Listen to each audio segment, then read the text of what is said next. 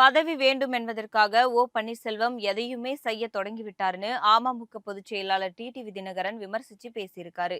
திமுக மீண்டும் ஆட்சிக்கு வர வாய்ப்பிருப்பதா முன்னாள் முதலமைச்சர் பன்னீர்செல்வம் தெரிவித்ததோடு, திமுகவில் இணைவீர்களா என்ற கேள்விக்கு பதிலளித்த பன்னீர்செல்வம், பொறுத்திருந்து பாருங்கள்னு அவர் கூறியிருக்காரு. பன்னீர்செல்வத்தின் இந்த பேச்சுக்கு அமமுக பொதுச் செயலாளர் டிடிவி தினகரன் கண்டனம் தெரிவிச்சிருக்காரு.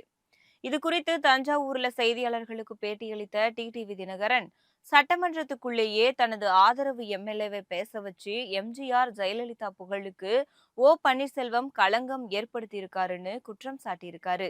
சுயநலத்திற்காக மேற்கொண்ட முயற்சிகள் பயனளிக்காததால தீய சக்திகளிடம் பன்னீர்செல்வம் விலை போய்விட்டாருன்னு விமர்சிச்ச டிடிவி தினகரன், பதவிக்காக எதையுமே செய்ய அவர் துணிந்து விட்டார்னு வருத்தம் அளிக்குது அப்படின்னு சொல்லியிருக்காரு.